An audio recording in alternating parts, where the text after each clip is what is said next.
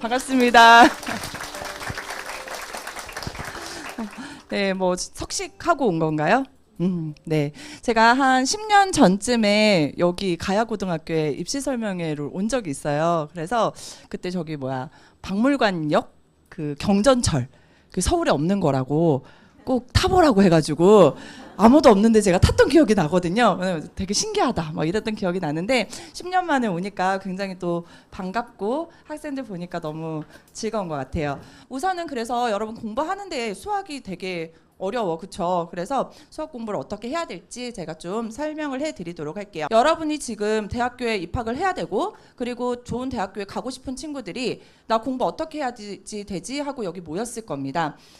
수학은 다른 과목도 물론 굉장히 중요해요. 그런데 수학을 자꾸 사람들이 공부를 해라. 저는요, 국어 국문학과 갈 건데요. 수학 잘해도 의미 없잖아요. 막 이렇게 얘기를 하는데 실제로 우리가 좋은 대학교, 내가 원하는 좀 괜찮은 대학교, 누가 아는 대학교 이런 데 가려면 사실은 우리가 표준 점수가 굉장히 중요해요. 표준 점수가 무엇인지는 들어봤을 겁니다. 들어봤나요? 표점이 뭐예요? 그렇지. 다 우리 알고 있는 거야, 그치? 자, 난이도에 따라서 점수를 우리 달리해서 점수를 받고 있단 말이에요. 그래서 정말 눈에 딱 보이게 제가 보여드리는 게 국어 선생님 여기 계신가요? 안 계셨으면 좋겠는데. 자, 국어랑 수학이랑 제가 표점을 딱 보여드립니다. 지금 보면은요. 자, 6월 모의평가 점수예요. 그래서 화작이랑 엄매 100점 받은 친구가 표준 점수가요. 137점입니다. 수학은요. 지금 제가 확통, 미적, 기하를 100점으로 받은 친구가요. 표점이 150점이에요. 안 놀래니? 잘 봐봐. 자, 다시 137점 대 150점이야. 13점 차이가 나요. 표점이 같은 100점이라면. 그런데 사실은 우리가 대학을 당락을 좌우한다 할 때 1, 2점 차이로 당락을 좌우하거든요. 그래서 사실은 수학 공부를 하는 게 상당히 매우 유리하다라는 생각을 여러분이 꼭 해주셨으면 좋겠어요. 그러면 거꾸로 수학 공부를 제대로 하지 않으면 어떻게 돼? 상당히 많이 불리해지는 겁니다. 그래서 계속 얘기가 나오는 게 표점을 조절해야 된다. 표점을 조절해야 된다라는 얘기가 나오는데 사실은 이 수학은요. 표점이 적게 나오기가 굉장히 힘든 과목이에요. 왜? 공부를 하는 친구와 안 하는 친구가 너무나도 차이가 많이 나죠. 그렇기 때문에 쉽게 낸다 하더라도 표점이 굉장히 많이 차이가 날 수밖에 없는 과목이고 학생들이 그래서 사실은 우리가 선택 과목 선택할 때도 표점 때문에 굉장히 많이 고민을 하죠. 확통을 선택해야 되나, 미적을 선택해야 되나, 기하를 선택해야 되나. 사실은 표점 때문에 그러한 얘기가 많이 나오긴 하는데요. 그래서 제가 잠깐만 보여드리면 확률과 통계 같은 경우에 지금 1등급 컷이 확통이 87점이었어요. 그리고 미적이 82점입니다. 그리고 기하가 84점이에요. 그러니까 같은 1등급이더라도 확률과 통계는 87점을 받아야 1등급이 되는 거고 미적 같은 경우는 82점을 받아도 1등급이 되는 거야. 그래서 선생님이 선택 과목에 대한 유불리는 조금 이따가 더 설명을 해드릴 건데 그러면 1등급 컷에서 우리가 표점이 몇 점이냐면 135점인 거예요. 그런데 봐봐. 국어 같은 경우는 지금 화법과 작문이 하나, 두 개 정도 틀려야 되지. 96점이에요. 그리고 엄매가 92점인데 얘네들이 1등급 컷이고 표준 점수가 130점인 거야. 유리하죠. 그쵸? 근데 이제 갑자기 생각이 들지. 그런데 수학을 어떻게 87점을 받아? 막 약간 이런 생각이 들긴 하는데 사실은 그래서 여러분이 수학 공부를 하는 이유가 있는 거야. 그러니까 이게 어쩔 수 없잖아요. 우리가 좋은 대학, 내가 원하는 대학을 가려면 사실은 수학을 잘 할 수밖에 없는 이유가 있습니다. 그래서 실제로 2023학년도 대학 수학능력 시험은요. 선생님이 6월 모의평가는 여러분한테 원점수를 보여드리긴 했지만 지금 대학 수학능력 시험 같은 경우는 원점수가 발표가 되지 않고 있거든요. 그래서 1등급 이나 최고점을 보더라도 여러분이 확 느낌이 올 거예요. 지금 최고점이면 100점이겠죠. 그러면 국어를 100점 받으면 134점을 받아가는 거야. 근데 수학은 100점을 받으면 145점을 받아가는 겁니다. 자, 이게 지금 6월 모의평가에서 표점 차이가 많이 났잖아요. 그러면 9월 모의평가 수능 가면서 표점은 조금씩 조절이 되기는 하지만 그럼에도 불구하고 수학이 훨씬 더 유리해요. 그죠? 그래서 수학 공부를 포기하지 말라는 얘기를 제가 많이 하는 이유가 뭐냐면 수학을 잘하면 정말 유리한데 포기하면 정말 많이 불리해져요. 그래서 수학 공부를 여러분이 좀 꼭 해줬으면 좋겠고 그래서 제가 시작을 이렇게 표점으로 좀 시작을 해봤습니다. 그러면 이제 일반적으로 학생들이 굉장히 많이 하는 질문들이 있어요. 그래서 제가 좀 몇 가지를 추려봤는데, 수학의 개념이라는데, 개념은 어떻게 공부해야 되나요? 학생들이 맨날 하는 얘기가 뭐예요? 선생님, 저는 개념 잘하는데요. 적용이 안 돼요. 선생님, 저는요, 다 아는데요. 어려운 문제만 못 풀어요. 그래서 포기해야 되겠어요. 이런 친구들이 정말 많은데요. 실제로 학생들이 개념 공부를 제대로 하고 있을까? 아니라는 거예요. 자, 여러분이 사실은 요즘은 기본서를 뭐를 보죠? 두꺼운 책. 다양한 거 보죠? 다양한 거, 그죠? 두꺼운 책들을 많이 봐요. 그럼 여러분이 기본서를 공부하는 모습을 좀 봤으면 좋겠어요. 어떻게 하지? 기본서를 딱 펴잖아. 이미 답답해. 왜? 글씨가 너무 많아. 그죠? 그러니까 학생들이 어떻게 하더라? 박스가 하나 보이기 시작하죠. 거기로 막 가는 거야. 그 다음에 형광펜으로 표시를 해요. 외워. 그쵸? 그 다음 바로 밑에 뭐가 있죠? 예제가 있어요. 똑같이 풀면 풀려. 역시 난 개념을 잘했어. 나 유제를 풀었어. 풀렸죠? 그 다음에 어디로 가지? 연습 문제로 갑니다. 아니면 나 이제 좀 공부를 잘해. 그래서 막 힘센 문제집을 사죠. 힘센 문제집을 샀어. 그래서 스텝 1 A 잘했어요. 자, 한 C 정도 갔어. 어떻게 되지? 다 틀려. 역시 난 수학이 안 맞나 봐. 이러면서 또 다른 교재를 막 탐색하기 시작하죠. 자, 그게 지금 계속 반복이 되고 있는 상황인 거예요. 자, 그래서 제가 EBS에 지금 개념 교재가 하나 있거든요. 알고 있나요? 이 선생님이 다른 교재를 보여드릴 수는 없잖아. 그쵸? 그래서 EBS 개념 교재를 보여드립니다. 자, 아까도 얘기했죠. 정말 딱 보기 싫어요. 그쵸? 자, 왜냐면 여러분이 지금 보면은 그 개념서라는 것을 제대로 공부를 해야 되는 이유가 뭐냐면, 뭐가 있냐면 개념 다지기라고 해서 개념이 어디서 어떻게 왔는지 다 설명이 되어 있어요. 이걸 안 읽어. 이걸 안 읽어. 급기야는 제가 이걸 왜 가져왔냐면 한자로 얘가 뭔지까지 알려주고 있어요. 지금 보면 연속함수잖아요. 연자가 무슨 연자인지, 속자가 무슨 속자인지까지 다 설명이 되어 있어요. 그리고 밑에 연속함수가 어떻게 되어 있고 아닌 건 뭐고 다 설명이 되어 있고 예시도 있어요. 그 다음에 옆으로 가잖아. 팁도 줘요. 안 되는 거. 이거 읽어요? 네. 눈에 잘 안 들어와요. 그쵸? 그래서 잘 안 읽게 되는 거야. 그리고 뒤에 가면은 아이고 잠시만요. 자, 그래서 여러분이 보면은 여기 지금 안 되는 거 이렇게 되고 이렇게 되고 이런 게 다 설명이 되어 있는데 학생들이 이게 안 보이는 거야. 자, 그래서 뭐를 하기 시작하죠? 강의를 들어요. 그쵸? 자, 그럼 강의에서 선생님들이 열심히 설명을 해줘요. 이건 되고 이건 안 되고 이건 되고. 그때는 뭐 하지? 졸아요. 그죠? 문제는 언제 푸는 거야? 막 이런단 말이에요. 그게 문제인 거예요. 그래서 그 부분을 여러분이 제대로 이해를 해야지, 그래야지만 개념을 공부를 잘하는 거야. 자, 여기 지금 공식 있어요? 하나도 없거든. 그쵸? 그래서 공식이 개념이 아니라는 걸 여러분이 반드시 아셔야 됩니다. 아셨죠? 그래서 그걸 반드시 기억을 하시고요. 자, 두 번째로 중요한 건 뭐냐면 수학은 암기 과목이 아니라는데 라는 얘기를 참 많이 듣죠. 암기해야죠. 이해하고 암기해야 되기 때문에 수학 공부가 힘든 거예요. 그냥 암기만 하면 오히려 낫겠죠. 그런데 수학은 이해를 하고 암기를 해야 되기 때문에 힘든 과목입니다. 자, 그래서 내가 원이 뭔지를 알았어. 얘들아, 원이 뭐니? 동그라미. 좀 똑똑한 친구는 뭐라 그러게? 넌 누구니? 어디예요? 너는 서울대 갈 거야. 진심으로. 자, 조금 똑똑한 친구들 뭐라 그러게? x제곱 더하기 y제곱은 r제곱이요. 이렇게 얘기를 해요. 맞니? 뭐야 그게, 이런 표정인데? 자, 한 점에서, 그죠? 한 점으로부터, 자, 여기 잠깐 빠진 게 있는데 평면 좌표에서만 얘기하는 거예요. 왜? 우리가 3차원에서 한 점으로부터 일정한 거리에 떨어져 있는 모임은 뭘까? 9예요. 그죠? 그래서 수학은 그래서 개념이 되게 중요한 거야. 자, 원과 구는 또 다르거든요. 그러니까 여러분이 무엇인지를 알고 거기에서 나오는 공식을 이해하고, 그래서 걔를 외우고 걔를 적용하는 것까지 하니까 수학 공부가 힘든 거예요. 그런데 그렇게 해야 된다는 거죠. 힘들어도 처음에 그렇게 공부를 해야 여러분의 것이 되고, 그리고 고난도 문항이 나왔을 때 어렵지 않게 접근할 수 있다라는 거, 그거를 꼭 기억해 줘야 돼요. 그러니까 공부가 처음에 앉아가지고 하는 게 굉장히 힘들어요. 근데 그거를 여러분이 이겨내야 된다는 거. 그래서 개념 공부할 때 강의를, 그러니까 교재를 봤어. 나 너무 힘들어. 무슨 말인지 이해 안 돼. 그러면 강의를 듣되 그냥 막 1.8배속 이런 거 하지 말고 제대로 들어요. 근데 저도 강의를 할 때 그래서 살짝 느리게 얘기하는 편이긴 해요. 왜?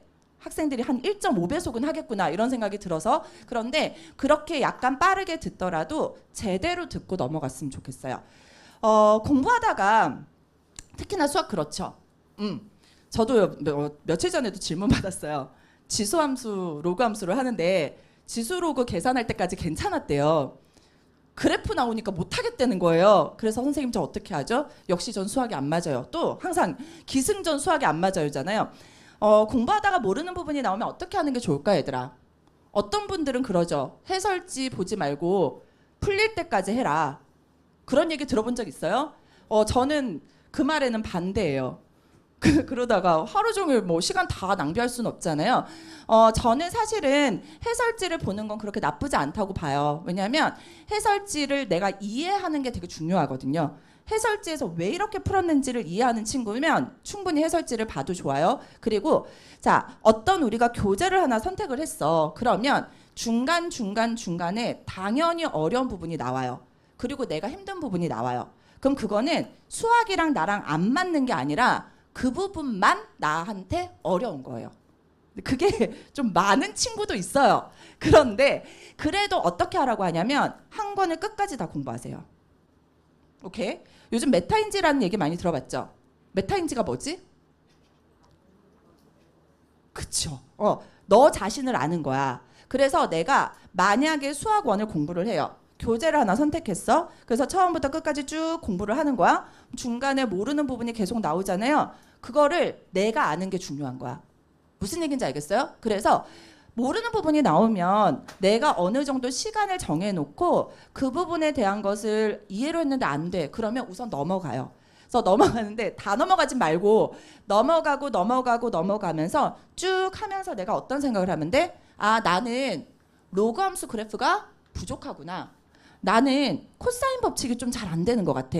특히나 코사인 법칙 중에서 도형이 이렇게 두 개가 나오면 난 잘 안 되는 것 같아. 이걸 아는 게 되게 중요해요. 그러면 다음에 복습할 때는 어떻게 하면 돼? 그 부분을 조금 더 공부를 더 하면 되는 거예요. 그런 식으로 메꿔 나가는 게 공부이기 때문에 모르는 부분이 나왔어. 포기했어. 교재가 나랑 안 맞아. 강의가 나랑 안 맞아. 그러면서 또 새로운 것을 막 탐색하지 마시고 처음부터 끝까지 쭉 한번 공부를 해보는 게 중요하다라는 거. 그걸 꼭 기억하셨으면 좋겠습니다. 아셨죠? 그리고 같은 맥락에서 오답 노트를 정말 많이 물어보는데요. 저는 사실은 요즘은 오답 노트 하라는 얘기는 잘 안 해요. 오답 노트는 상위권 친구들한테 필요하기는 해요. 왜? 많이 틀리는 친구들이 있어요. 한 부분만. 무슨 얘기인지 알죠? 자, 한 부분만 계속 틀리는 친구들이 있거든요. 그런 친구들은 오답 노트를 만들어 놓으면 뭐가 생기게? 내 오개념이 뭔지를 알게 돼요. 그래서 오개념을 잡기 위한 도구로 오답 노트는 굉장히 좋은데 사실은 우리가 오답 노트 만들려면 만들다가 시간 다 보내는 친구들이 있어요. 그쵸? 잘라서 붙이고 예쁘게 쓰고 뭐 하고 하다 보면은 이제 시간 다 가잖아요. 자, 효율성을 생각했을 때는 저는 오답 노트는 비추입니다. 그런데 내가 만약에 정말 공부를 잘해. 그래서 시험을 쳤는데 한 2개 정도 틀려. 그죠? 그런 친구들은 오답 노트를 만들어서 오답만 한번 쭈루룩 보잖아요. 그러면 내가 어떤 부분을 놓치고 있는지 사실은 알 수 있거든요. 그래서 상위권 친구들은 오답 노트 추천. 다른 친구들, 여기 있는 친구들 다 상위권이니까 오답 노트 해야 돼요. 그쵸? 아니에요? 네. 어쨌든 간에 오답 노트를 굳이 만들지는 않아도 좋다라는 거, 요거는 여러분이 알고 넘어가면 좋을 것 같아요. 2024학년도 6월 모의평가 21번 문항이었는데요. 이 문항이 고난도 문항이었던 이유가 있었어요. 뭘까요? 맞아요. 자, 여기 공부 진짜 잘하는데 학생들?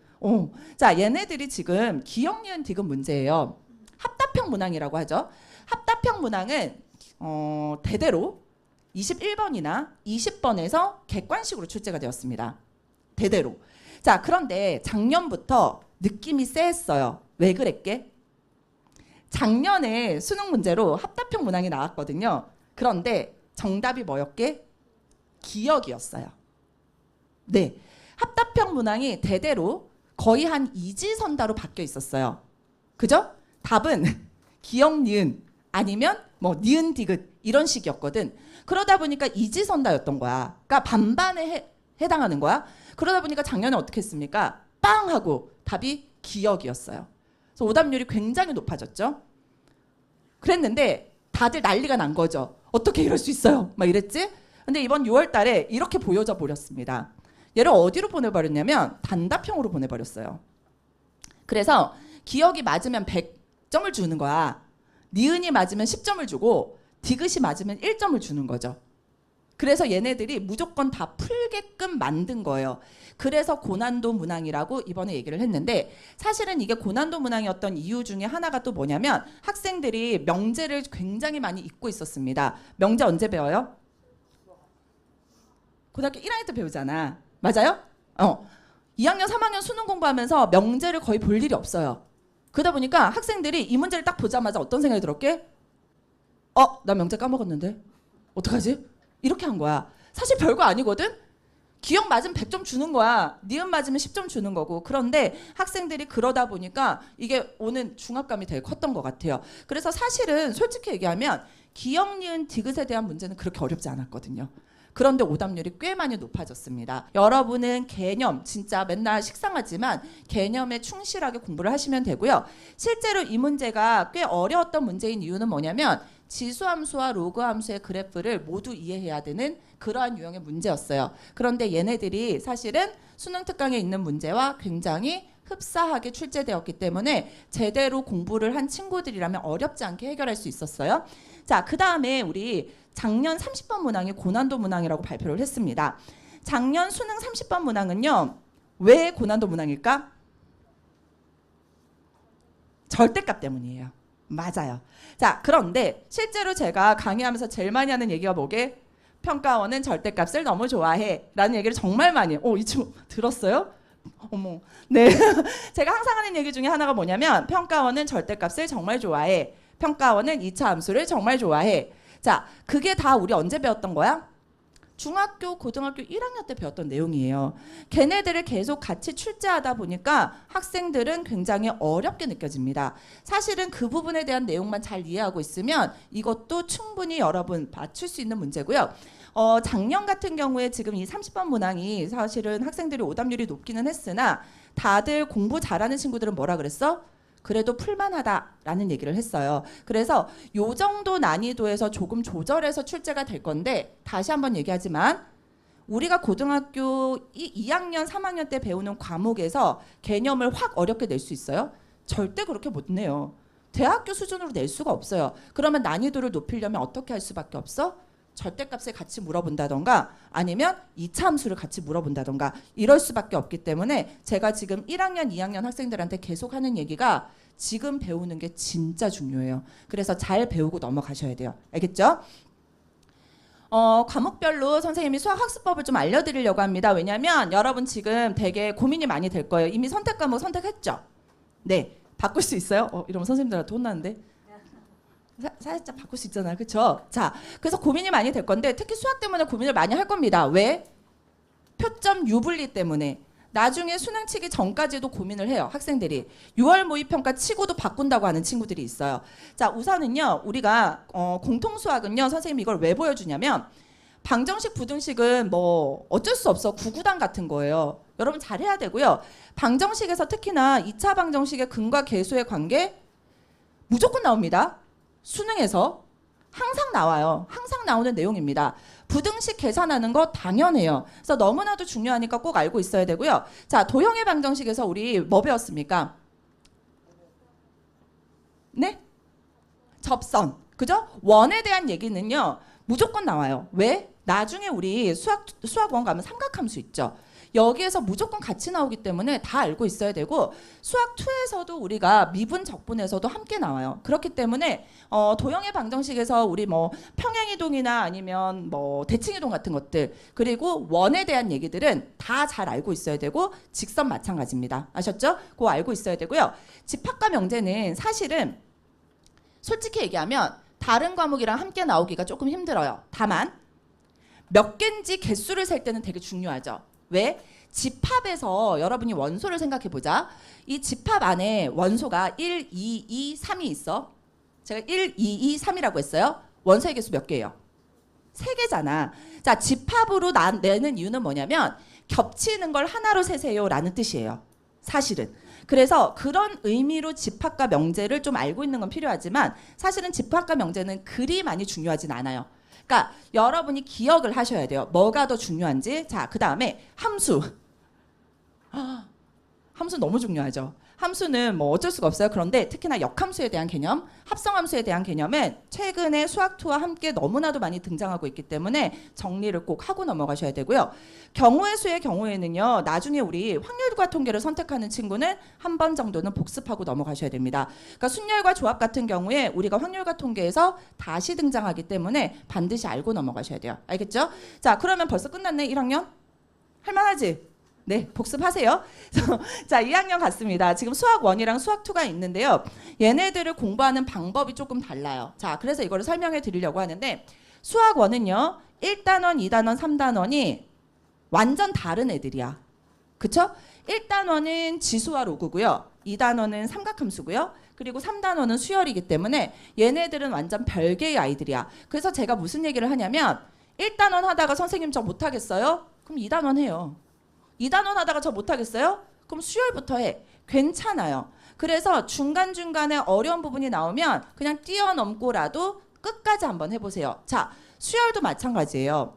어떤 친구는 등차 수열, 등비 수열은 괜찮아. 근데 수열에 합이 안 되는 친구들이 있고 수열의 합은 또 잘 되는데 뒤에 있는 수열의 귀납적 정의가 안 되는 친구들이 있을 수도 있어요. 그래서 그런 부분들을 보면서 내가 어떤 부분이 강점이 있고 어떤 부분이 부족한지를 지금부터 알아내면 되는 거예요. 그리고 부족한 부분을 조금 더 열심히 공부하면 돼요. 그리고 실질적으로 수열에서 우리 마지막에 뭐 수학적 귀납법 같은 거는 사실은 최근에 수능에서 그렇게 많이 다루어지는 내용은 아니잖아요. 그리고 지수와 로그에서도 여러분이 나중에 기출문제를 공부할 때 상용 로그가 나올 거예요. 제가 미리 얘기할게요. 상용 로그 부분에서 뭐 소수 몇째 자리에서 첫 번째로 영위하는 숫자가 나타나는지 아니면 이 수는 몇 자리 수인지 이런 거는 사실은 예전 교육 과정의 문제이기 때문에 기출문제 공부하다가 그런 부분이 나오면 살짝 쿵 띄워놓고 가도 나쁘지 않아요. 그리고 지수와 로그에서요.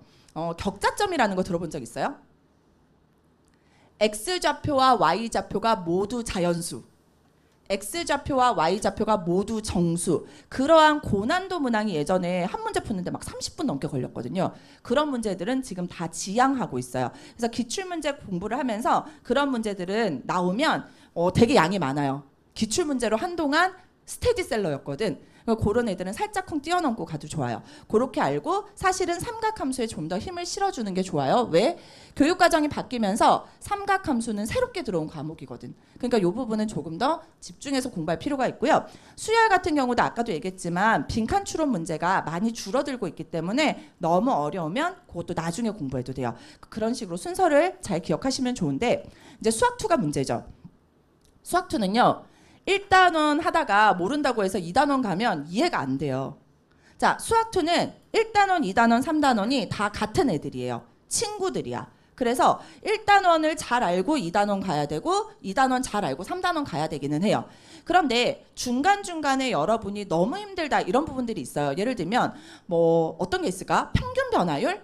에 굉장히 고난도 문항들이 가끔씩 등장하거든요. 근데 그거는 개념을 이해하는데 그렇게 중요한 부분은 아니니까 그런 것들은 살짝 넘어가도 좋다라는 거. 그래서 수학2가 사실은 관건을 좌우한다라고 해도 뭐 과언이 아니에요. 그러니까 고난도 문항은 아까 우리 봤죠. 미분 가능성에 대한 거 30번 문항, 뭐 예전 30번 문항, 최근은 몇 번일까? 21번 문항. 이런 것들은 수학2에서 나오고 있기 때문에 요거는 어쩔 수 없어요. 제대로 공부를 하고 넘어가셔야 됩니다. 선택 과목에 대한 얘기를 제가 좀 해드리려고 하는데요. 확률과 통계, 그리고 미적, 그리고 기하. 아까도 봤죠? 표점은 누가 제일 높아요? 미적이에요.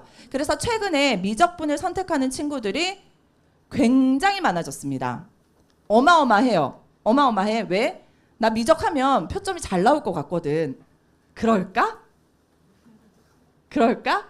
자, 우선은요, 확률과 통계부터 제가 좀 설명을 해드릴게요. 기본적으로 예전에 문과를 선택했던 친구들, 그죠? 문과 친구들이 확률과 통계를 많이 선택을 해왔었는데 이 확률과 통계를 선택하다 보니 표점이 조금 좋지 않을 것 같아서 미적분으로 넘어가는 친구들이 있어요. 자, 효율적으로 생각을 해야 됩니다. 확률과 통계는요, 개념은 비교적 굉장히 적은 과목이에요.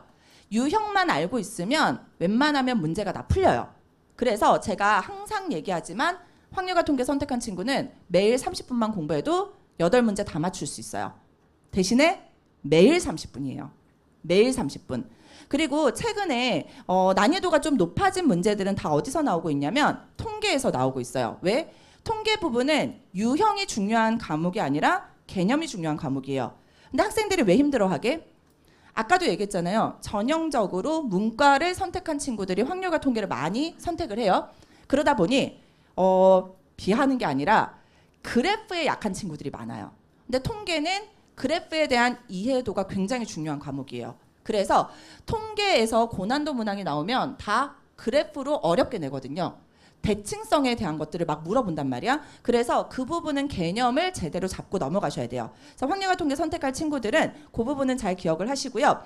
유형별 학습이 매우 필요합니다. 그러니까 우리가 중복조합은 어떤 식으로 나오는지, 뭐 여사건은 어떻게 나오는지, 뭐 요런 것들을 여러분이 좀 잘 기억을 해야 돼요. 그래서 유형별로 공부를 하다 보면 30분씩 매일매일 공부를 하면 충분히 유형을 다 익힐 수 있겠죠. 그거를 기억을 해야 되는데 확률과 통계 치고 나면 학생들이 제일 많이 하는 게 뭐게요? 아, 실수했다. 네, 중복되는 것 그리고 누락되는 것들을 잘 보셔야 돼요. 그래서 여러분이 지금부터 공부를 만약에 확률과 통계를 시작한다. 그럼 내가 자주 틀리는 부분이 있을 겁니다. 그게 다 왜 그래요? 아, 이거 까먹었다. 이거 빼먹고 샜다. 또는 이거 한 번만 세야 되는데 2번 샜다. 이런 것들이 있어요. 그래서 그런 부분을 여러분이 잘 기억을 하셔야 된다는 거. 그래서 내가 자주 틀리는 부분이 있을 겁니다. 그걸 정리를 해두시고요. 제가 확률과 통계 강의하면서 항상 하는 말 한마디밖에 없어요. 얘들아, 제발 매일매일 30분만 공부해라. 그러면 된다. 대신에 매일매일. 이런 얘기를 하거든요. 꼭 기억하시고요.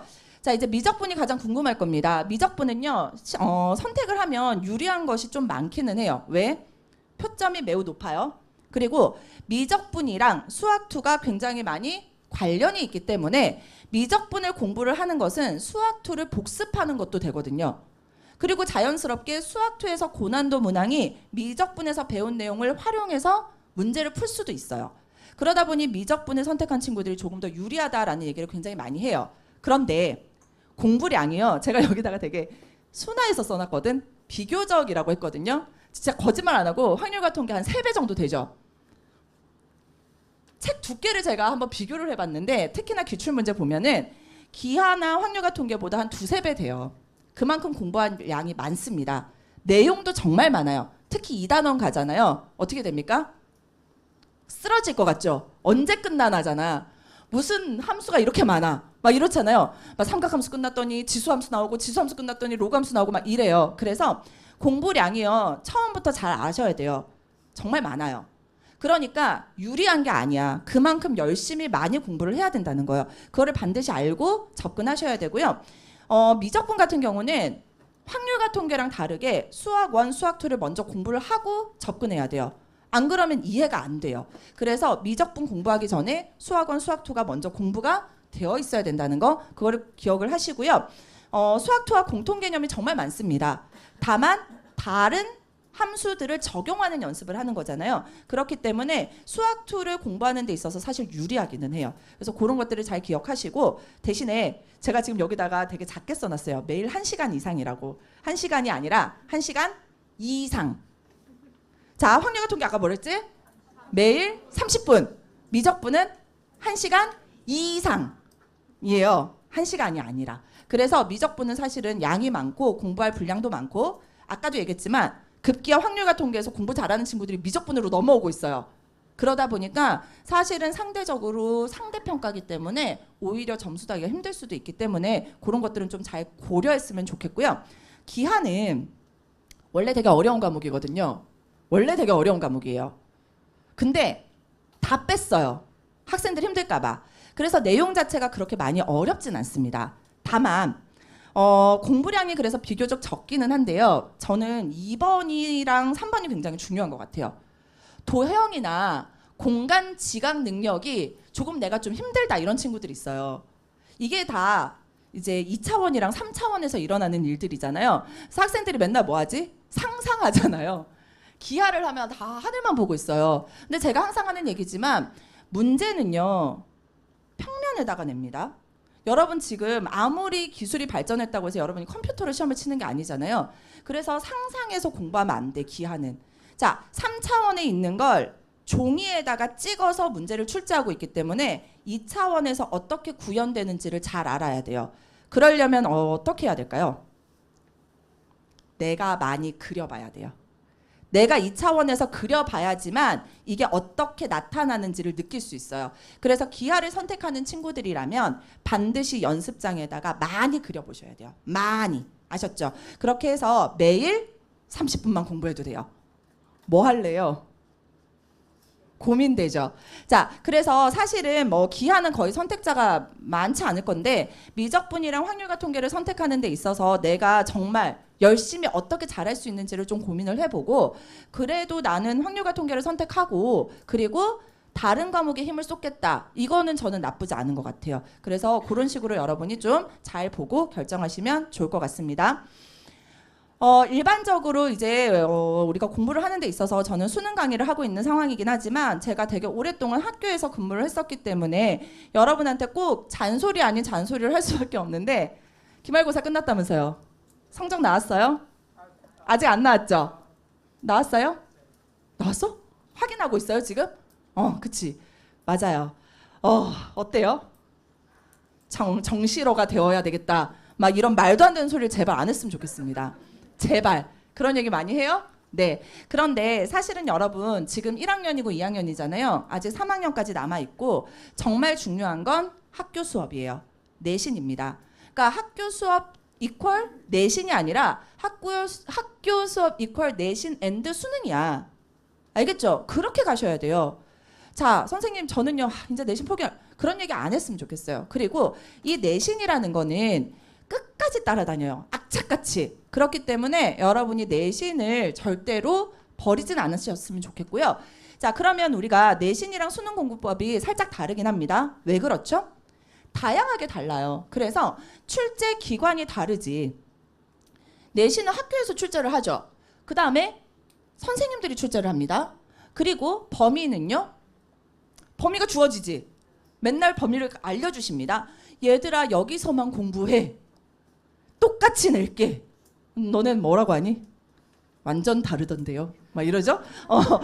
그러긴 하지만 지역적인 범위고 선생님의 눈빛을 보면 이게 중요하다. 이런 게 느껴질 수 있잖아요. 여러분이 눈빛을 안 봐서 그래요.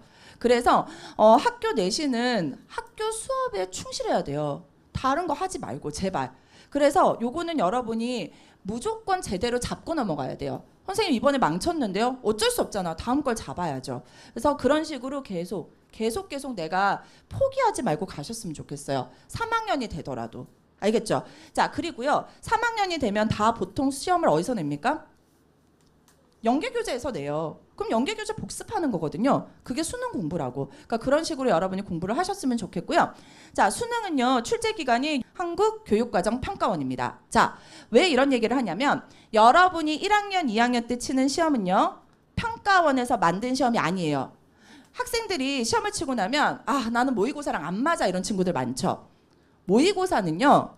평가원에서 내는 게 아니에요. 어디서 내지? 지역교육청이에요. 그래서 결이 달라요. 물론 결을 많이 비슷하게 내려고 노력하지만 결이 달라요. 그래서 여러분 지금까지는 평가원 시험을 치러본 적이 없어. 그러니까 나 못하겠어 하지 마시라고요. 자, 대신에 한국교육과정평가원이죠.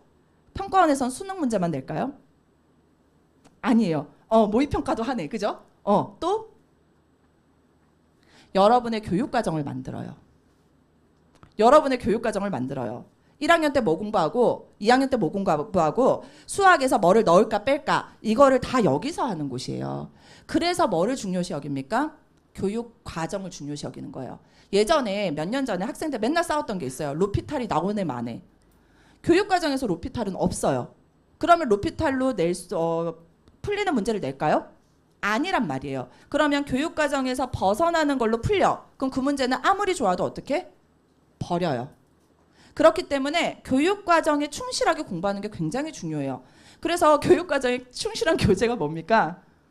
교과서예요. 그래서 자꾸 막 100점 받은 친구들이 뭐라 그래요? 저는 뭐 교과서로만 공부했어요. 근데 그 친구들은 정말 교과서를 씹어 먹은 친구들이죠. 그래서 아까 개념도 그렇게 얘기를 하지만 여러분이 그래서 막 어려운 문제들 있죠? 막 꼬아놓은 문제들 안 나와요. 그러니까 여러분 나중에 어떻게 공부를 하면 되냐면 평가원 기출문제를 보면 결이 보이는 거예요. 그래서 항상 여러분이 평가원 기출문제라고 하면 딱 3개만 기억하면 돼요. 3학년이 돼서 6월 모의평가, 9월 모의평가, 수능. 평가원에서는 딱 1년에 3번 이 시험만 출제하고 있습니다. 그래서 나중에 기출문제를 공부할 때도 요 3가지에 대해서만 잘 분석하면 돼요. 그리고 거기에서 결이 보이기 시작하는 거예요. 그리고 평가원에서는 기본적으로 6월 모의평가를 치죠. 이번에도 치렀잖아요. 전국의 학생들의 실력이 매년 같을까요? 아니거든요. 그래서 6월 모의평가를 치면서 아, 올해 친구들이 어떻구나라는 걸 느껴요. 그래서 그 결과를 가지고 9월 모의평가를 또 치르는 거예요. 그래서 아, 학생들이 맞구나. 그러면서 수능을 어떻게 내야 되겠구나라는 결정을 하거든요. 그러면서 시도를 굉장히 다양하게 합니다. 그래서 6월 모의평가, 9월 모의평가를 치르고 나서는요. 반드시 분석 강의를 들으셔야 돼요. 네, EBS. 그날은 저희도 진짜 바쁘거든요. 왜? 분석을 해야 돼서 그래요. 우리가 문제를 그냥 풀고 여러분한테 해설 강의를 하는 거는 어렵지 않아요. 그런데 분석을 하기 때문에 굉장히 저희가 힘듭니다. 대신에 이 분석한 결과를 여러분한테 알려드리죠. 뭐 라이브를 통해서 알려드려요. 자, 이번 6월 모의평가를 봤더니만 평가원은 이런 생각을 하는 것 같아 얘들아. 그러니까 이렇게 공부해 라는 얘기를 해설 강의나 분석 강의를 통해서 해드리거든요. 다른 해설 강의도 중요하지만 6월 모의평가, 9월 모의평가는 해설 강의랑 분석 강의는 나중에 꼭 들으세요. 그리고 지금 1학년, 2학년이잖아요. 그러면 2023학년도, 뭐 2022학년도 분석 강의도 궁금하죠. EBS에 다 올라와 있어요. 그러니까 나중에 공부할 때 그런 것들 무료잖아요. 찾아서 보시면 돼요. 아셨죠? 제가 아까 밖에서 물어봤거든요. 여러분 여름방학 언제예요? 이라고 하면 안 된다고. 당장 내일부터라고 생각하세요. 알겠죠? 학생들이 제일 많이 하는 얘기가 뭐지? 여름방학 시작하면 그때부터 공부해야지. 내일부터 하면 안 될까? 오늘은 이미 시작하기 좀 그렇고. 자, 그래서 제가 항상 하는 얘기인데 여러분 지금 18일부터 8월 며칠까지더라? 2주? 15일 정도밖에 안 돼요. 그럼 15일 정도에서 여러분이 뭔가를 이루겠다? 힘들죠? 자, 그렇기 때문에 여러분 당장 내일부터 방학이라고 생각하고 공부하셔야 돼요. 무슨 얘기인지 알겠죠? 고등학생들은요. 아쉽지만 방학 때 뭐 해야 돼? 시원한 곳에서 공부하면 돼요. 더운 데 가지 말고. 아셨죠? 어디가 제일 시원하지? 제가 학교 와봤는데 여기 진짜 시원하고 좋던데요? 진짜 거짓말 안 하고 학교 너무 좋아요. 제가 10년 전에 왔을 때도 너무 좋다 막 이랬거든요. 사실은 여러분은 지금부터가 방학입니다. 그래서 오늘 집에 가서 당장, 왜냐하면 내일부터 하라고 하면 또 내일부터 계획 세운다고 시간 보낼 거잖아요. 그치? 그러면 아, 일요일까지는 내가 정리하고 뭐 하고 하면 월요일부터 해야 되겠다 하지 마시고 오늘 집에 가서 당장 내가 뭐가 필요한지 생각하고 공부할 계획을 세우고 공부를 하세요. 아셨죠? 제가 아까 뭐 하라 그랬죠? 무슨 공부를 해야 될까? 1학기 복습, 그리고 반학기라도 선행을 하세요. 아셨죠? 그런 식으로 여러분이 하루라도 빠르게 시작을 해야지만 여러분의 것이 된다라는 거 꼭 기억하셨으면 좋겠어요. 그런데 정보가 없는 건 아니에요. 요즘은 정보의 부재가 여러분한테 있는 건 아닌 것 같아요. 사실은 찾아보면 너무나도 쉽게 정보를 찾아낼 수 있는 세상이거든요. 게다가 괜히 쓸데없는 정보를 많이 찾아보는 것 자체가 오히려 독이 될 수 있습니다. 제발 녹색 창으로 뭔가를 확인하려고 하지 마세요. 그리고 너 거기 가가지고 막 뭐 수학 공부 어떻게 할까요? 이런 거 하지 말았으면 좋겠어요. 제가 며칠 전에 뭘 봤냐면 아까 합답형 문항 있죠. 기억, 니은, 디귿. 합답형 문항을 찍는 법이 나오더라고요. 근데 조회수가 어마어마해요. 좋아요가 막 눌러져 있어. 아니라고요. 평가원은 절대로 그렇게 시험 문제를 내지 않습니다. 그렇기 때문에 여러분이 제대로 공부를 해야 된다는 것을 꼭 기억하시고요. 저는 사실은 고등학교 때 꿈이 있었어요. 뭐냐면 꼭 신촌에 가고 싶었어요. 네, 신촌에 가면 잘생긴 오빠들이 정말 많을 줄 알았어요. 그래서 정말 열심히 공부했습니다. 좀 없었어요. 슬펐어요. 근데 뭐 어쩔 수 없잖아요. 근데 서울이 정말 재밌더라고요. 그래서 사실은 여러분이 지금 이렇게 지내는 것도 굉장히 좋고 친구들이랑 보내는 것도 좋지만 여러분이 꿈이 있다면 그 꿈을 잘 기억하면서 나 잘할 수 있어, 나 잘할 수 있어 이렇게 생각을 하면 충분히 그 꿈은 이루어진다라는 거 여러분이 아셨으면 좋겠어요. 그리고 사실은 제가 며칠 전에 제가 강의를 할 때 요즘 그 필적 확인란 있죠. 필적 확인란 여러분도 쓰죠. 필적 확인란에는 정말 좋은 글들이 많거든요. 그래서 제가 그걸 막 읽다가 이런 글을 봤어요. 토끼는 거북이를 보았지만 거북이는 자신의 목표를 봤대요.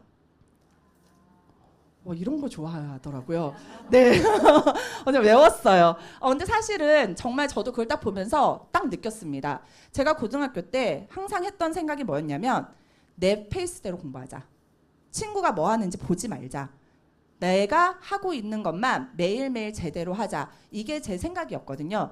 최대한 단순하게 여러분이 생각하는 것을 매일매일 실천하면 분명히 좋은 결과 있을 거예요. 아셨죠? 그래서 내년에 힘들면 수강후기에 언제든지 선생님 저 가야고등학교에서 만났던 친구예요 라고 남기시면 될 것 같고요. 그리고 제가 또 아까 선생님을 만났는데 선생님께서 제 강의를 들으셨더라고요. 그래서 제가 막 너무 감동을 했는데 그 선생님께 항상 시간이 되면 불러달라고 말씀을 드렸거든요. 그래서 또 볼 수 있는 날이 있었으면 좋겠습니다. 여러분 이 소중한 시간 저랑 같이 함께 해주셔서 감사하고 제가 수능 그리고 대학 입학할 때까지 끝까지 응원하도록 할게요.